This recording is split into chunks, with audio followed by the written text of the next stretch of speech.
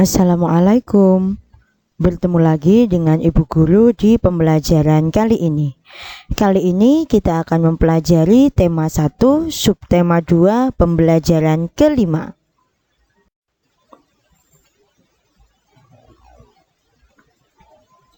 Tujuan dari pembelajaran kali ini adalah kita akan mempelajari macam-macam otot, membuat desain cover, dan juga menentukan ide pokok.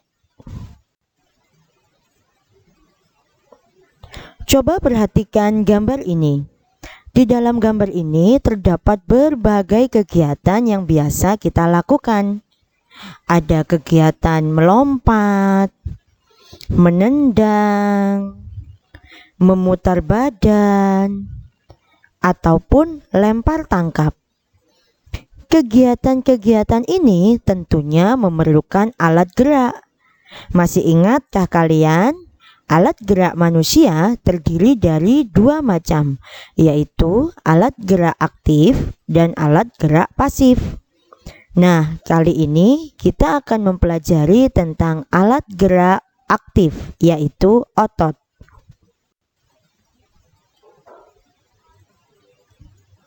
Fungsi dari otot manusia itu ada beberapa. Yang pertama, menjalankan dan melaksanakan kerja, menggerakkan jantung sehingga kita bisa mengalirkan darah ke seluruh tubuh, dan ini mengalirkan darah yang terdiri dari nutrisi atau zat-zat yang diperlukan oleh tubuh. Otot pertama yang kita pelajari adalah otot polos. Otot polos adalah otot yang bekerja tanpa kesadaran kita, yang dipengaruhi sistem saraf tak sadar atau saraf otonom. Coba perhatikan gambar otot polos ini.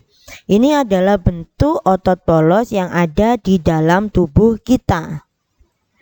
Yang berwarna titik hitam itu adalah inti sel dari otot polos.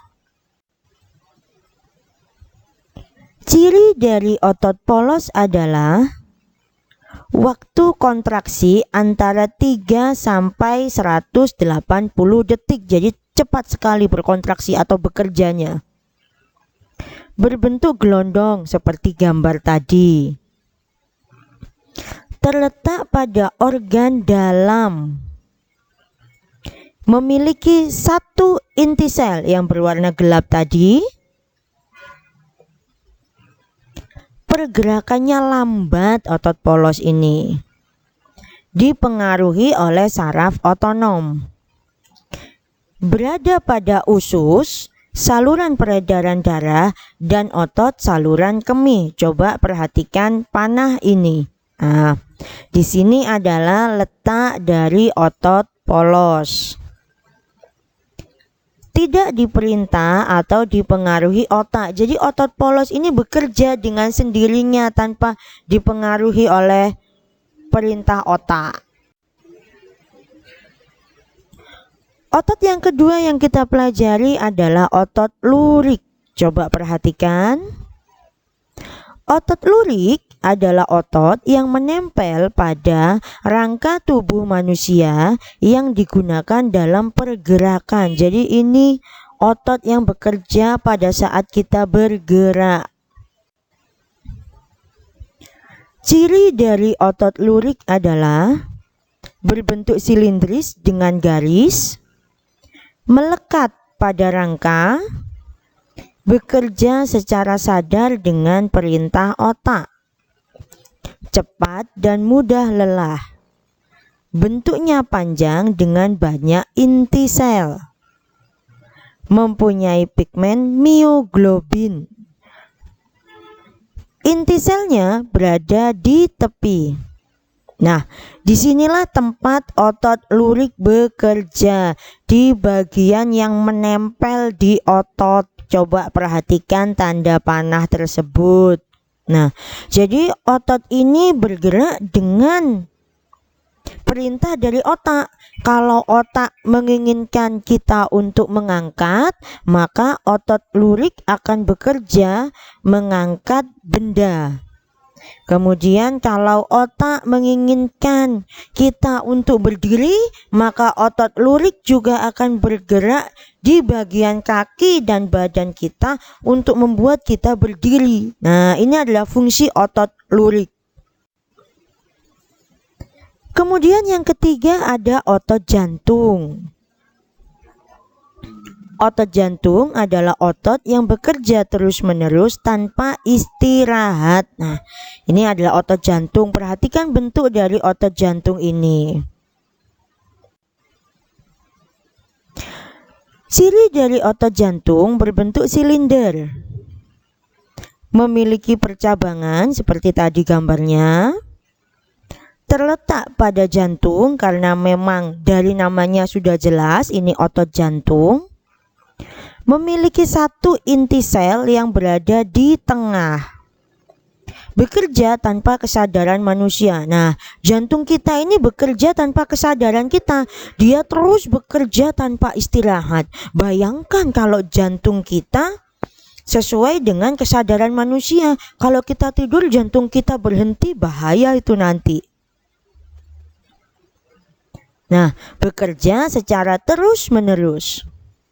Nah, coba perhatikan, ini adalah bentuk jantung dari manusia. Seberapakah besar bentuk jantung manusia? Coba sekarang kalian kepalkan tangan kanan kalian. Nah, kira-kira sebesar itulah jantung kalian. Di dalam jantung itu yang bekerja adalah otot jantung, tentunya untuk menggerakkan jantung kita memompa darah ke seluruh tubuh. Nah, coba perhatikan bagian-bagian otot yang ada di seluruh tubuh manusia ini.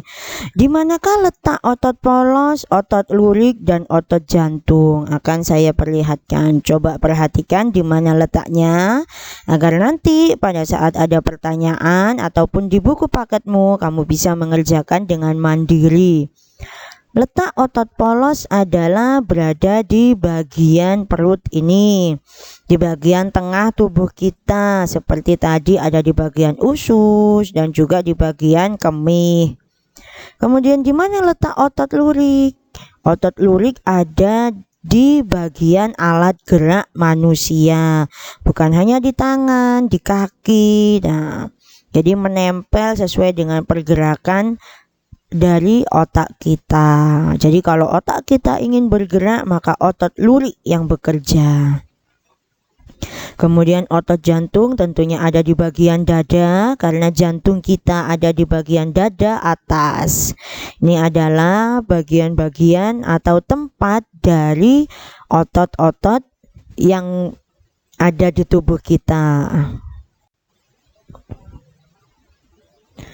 Setelah kita mempelajari tentang otot, kita juga akan mempelajari tentang bagaimana cara membuat cover. Masih ingat pembelajaran ini? Saya hanya mengingatkan sedikit bagian-bagian atau unsur-unsur cover di buku kelas 4 ini. Nah, ingat, cover yang bagus harus ada judul bukunya, kemudian ada kalimat penjelas judul buku. Gambarnya juga harus menarik. Identitas penerbit juga wajib disertakan. Nama penulisnya siapa? Kemudian sedikit sinopsis tentang isi buku. Identitas buku pada bagian punggung buku. Nah, itulah bagian-bagian dari cover buku. Sekarang, bagaimana tata cara dalam membuat cover buku? Yang pertama, siapkan alat dan bahan untuk membuat sketsa. Tentunya peralatan tulis, buku gambar, pensil, penghapus, dan lain sebagainya. Yang kedua, sesuaikan tema gambar menurut isi teks. Jadi kalian harus membaca dulu isi teksnya agar mengerti. Setelah itu baru kalian membuat tema dari cover buku. Yang ketiga, jangan lupa perhatikan unsur utama pada cover buku yang tadi sudah saya jelaskan. Yang keempat, warnailah dengan menarik agar mudah untuk dinikmati oleh orang yang ingin membaca. Nah, anak-anak, macam dari desain cover buku itu ada dua. Yang pertama, cover berlatar belakang putih dan tulisan sederhana. Coba perhatikan cover buku ini. High touch. Nah, ini namanya ya. Di situ bukunya ditulis oleh John Naisbitt. Nah, di sini tidak ada gambar yang memenuhi, jadi gambarnya hanya sedikit. Apel saja di situ, yang banyak hanya tulisan. Kemudian hanya berisi judul, nama pengarang, dan nama penerbitnya. Yang dominan adalah warna putih dan ruang kosong, jadi banyak sekali ruang kosong di sana. Ruang kosong itu berfungsi agar mata lega, jadi mata kita tidak capek melihat banyak warna saat melihat buku yang tidak terlalu banyak gambar. Nah, biasanya cenderung kalau desain seperti ini untuk buku-buku orang dewasa begitu, cukup judul saja sudah cukup.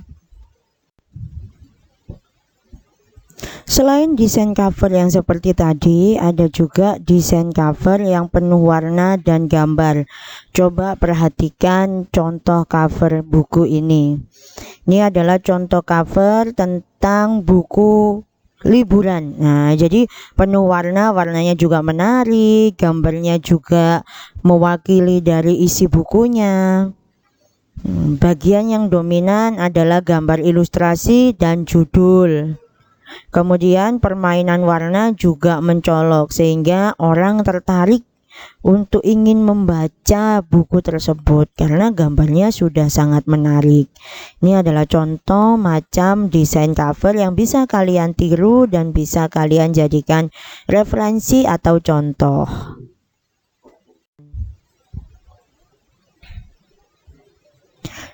Nah, anak-anak, itulah pembelajaran kita hari ini. Semoga berkesan dan jangan lupa selalu belajar meskipun dalam keadaan yang terbatas.